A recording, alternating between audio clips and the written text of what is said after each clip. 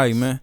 Welcome to the 290 Moe podcast. I appreciate your time. If you could introduce yourself for my viewers and listeners. Of course. What's up, everybody? My name is Noor, Chicago artist. You can find me at Music by Noor at all platforms. That's Noor.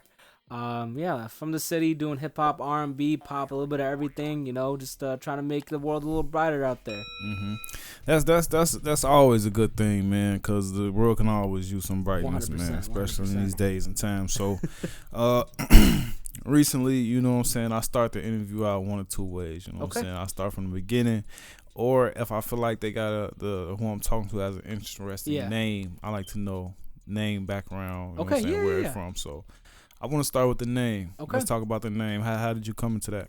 So my actual name is Noorani, but Noor is the more Arabic term for it. Noor means light, divine light. So and that's kind of what the preface of my music is. Want to make sure I can brighten people's day up, inspire others and stuff like that. I feel like my name fits very well with my persona, and just the way I do my music. But yeah, that's kind of where my name comes from. You know, originated from Middle East. You know. That's where it's at. Yeah. Okay. Cool. Dope, man. Dope. I figured it was something. It was something that had something to it. So got some layers to it. With my nagging question out the way, we can start from the top, man. Let's just talk about where you from, man. Where you grew up, man. And how was your childhood? Well, you know what? Damn, that's gonna be lengthy. Get into it, man. That's what we here for, man. That's what that mic for, man. Yeah. You want me to look this way, by the way, or at the camera? Man, it's up to you, man. However you feel comfortable. You can talk to the people. You can talk to me. I can talk to y'all. Subscribe. No, I'm just kidding. Subscribe to the channel right now. For real, subscribe.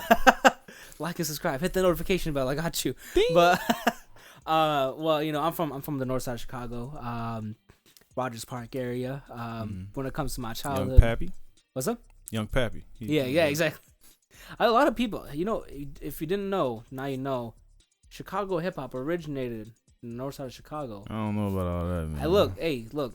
I'm just saying what I'm saying. You can fact check that. Do what you gotta do. Yeah, I'm gonna have to fact check that. I just so. can't be putting that out on the 290 on the 290. Look. This is a 290 West Side show, so I just can't put that out without research. The truth hurts. So I ain't gonna call. I ain't gonna say you lying.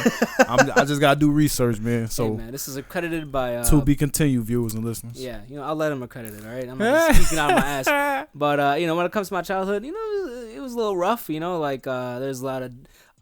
You know, lived in a family where there's a lot of domestic violence, a lot of alcoholism, a lot of, you know, trying to survive in that mode. Even though I was in the north side of Chicago, you know, shit still happens. Just because we're in a safer area doesn't mean you're in a safe household, right? That's kind of where my life was at, in a sense. You know, and all throughout that, going to school, even then, like going to elementary school, charter school, and, you know, with CPS, you know, I was always the odd one out. So, kind of trying to play to my strengths when it comes to that now.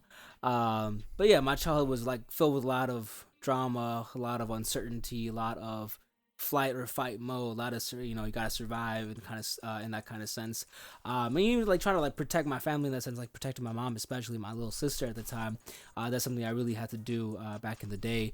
So when it comes to my childhood, you know, family was shit, school was shit. You know, but I was still trying to be a positive impact even when I was a little kid. That's why we're not just gonna gloss over that, because I want to know how in between you know what I'm saying, experienced the domestic violence in the home and you know, like you said, being an outcast and stuff like that.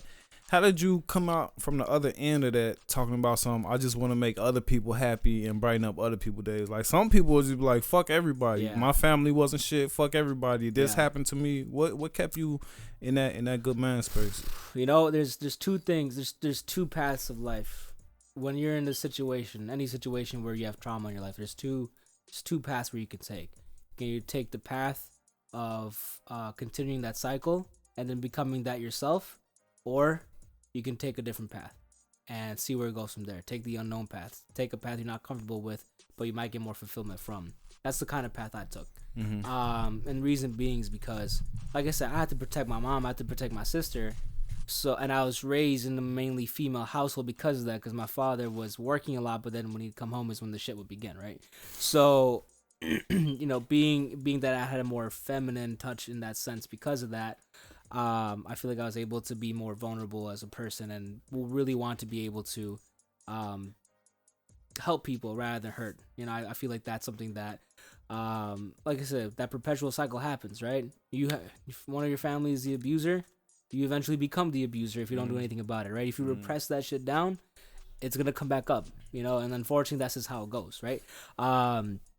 So I think the reason why I really wanted to help people is because I don't want to see anyone else in pain like how I was in pain. I think that's the biggest thing. Simply put, like why would I want to have anyone else endure something that I've had to endure, right? And it's something that I feel like that's also glossed over. I feel like, a lot of people have different types of pain in their lives, yet they just push it down until it comes back up, and then, you don't realize the person that you've become. And I don't want to be that person. So I think that's the biggest reason. And I definitely think you got your head on straight, because just for an example, my father wasn't the best father. So I was like, whenever I had kids, I'm gonna be the total opposite. You know what I'm saying? I'm not gonna keep that going. So I definitely understand where you're coming from. It's scary, man, because sometimes I think like, oh man, what if I become a shitty father? It's like, what if I develop the patterns? Then that's your fault. 100%, that's why, you know firsthand what it's like. Right, exactly. And like that, I guess that's the biggest thing. That is my biggest fear. I don't want to do that to my kids at all, my future kids whatsoever. And I don't want any of them to go through that. And that's and it's a lot about working on yourself. A lot of people are afraid to work on themselves because they don't know what they're gonna find on the other side. They don't know what lies ahead of them. Well, they're scared of the truth. Yeah. They're scared to admit that my family might not be, like everybody else's family. You know what I'm saying? So yeah, and that's one thing, y'all let go of that pride.